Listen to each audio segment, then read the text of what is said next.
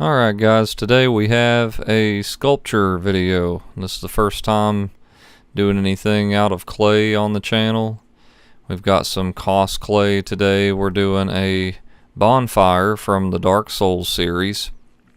So we started out with a skeleton here of aluminum foil and a steel bed spring and like one of the flat bed springs and some particle board, and we've got some hot glue texturing going on here that later gets melted in the oven.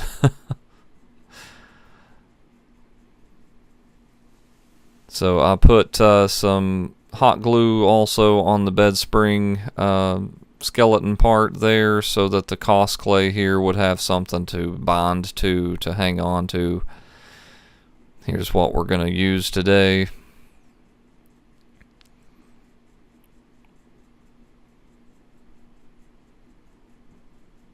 So I rolled it out and kind of put a layer around that aluminum on the bottom, and then we textured it here with this texture rod.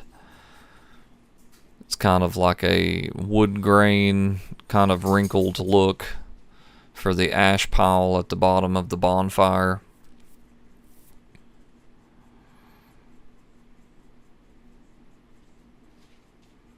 And then here we wrapped the sword part with some clay just to get some coverage here, the first layer.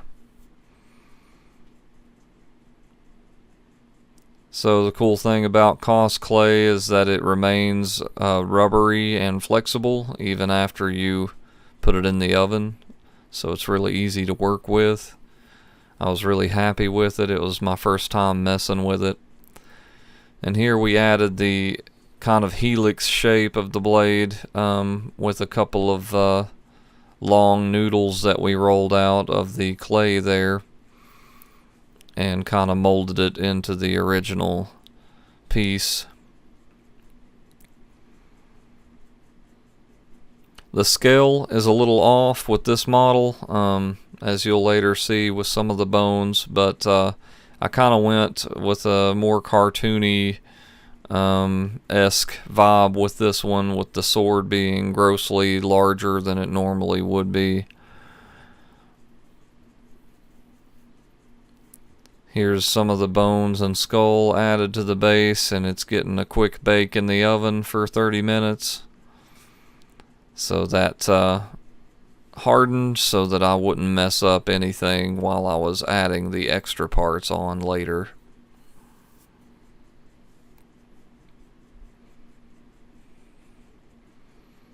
And here's the handle and hilt cross guard to the sword before it was assembled and put together.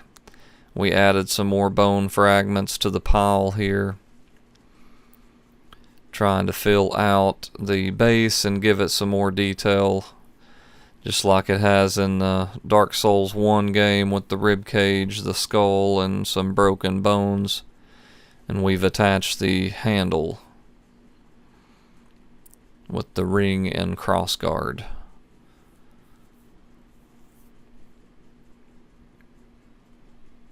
And then here we've just covered the whole thing with some Vallejo black for an undercoat. This helps with a lot of detail with dry brushing later on and hides any mistakes that you might overlook. And here I put dry brushing of bone white onto some of the bone pieces, and then later decided to just cover the whole base in this bone white color, and I later highlighted with some grays and whites. Sorry if my voice is a little crackly, guys, it's a little late.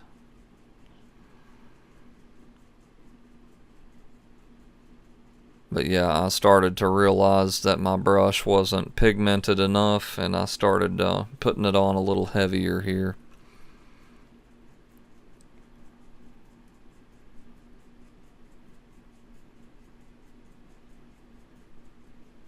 If you guys like these rapid fire videos better than the long form videos, let me know in the comments, because I can go either way on these.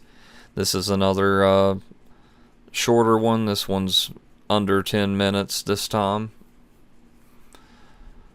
But I have done full-on painting videos and model videos that have lasted over an hour, so let me know what you guys prefer.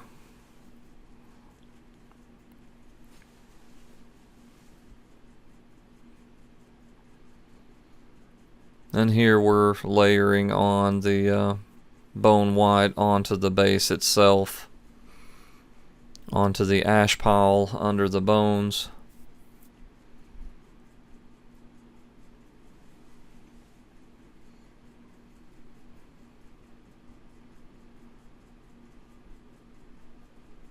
And this is after it's all covered in the bone white color. You can see that the black undertones are in all of the crevices and shadows. Makes it look highly detailed. I was happier with the base on this statue than I was of the actual sword. On hindsight, I should have textured the sword a little more because it looks a little plain to me, but I kind of pick myself apart sometimes. But that base is after the highlights were added on this clip.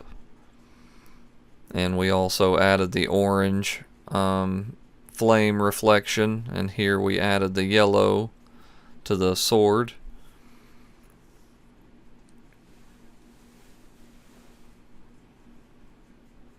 I used some dark gunmetal also on the sword, that's why it looks kind of shiny and shimmery.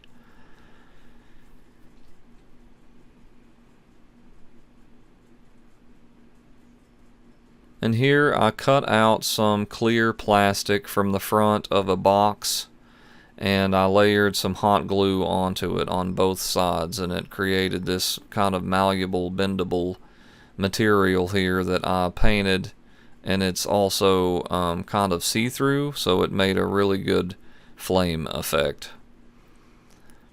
So I wrapped it around the bottom of the sword, kind of like a 3D look for the flame,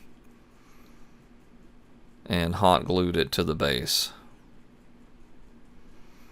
And here we have some final shots of the piece, some highlights of where the flame reflects on the sword, and we just went with a flat black for the board base there. But this was a fun one, guys. If you liked it, please consider subscribing. Let me know in the comments about what form factor you'd like for future videos, and stick with me, and there'll be lots more projects coming. Thanks for watching.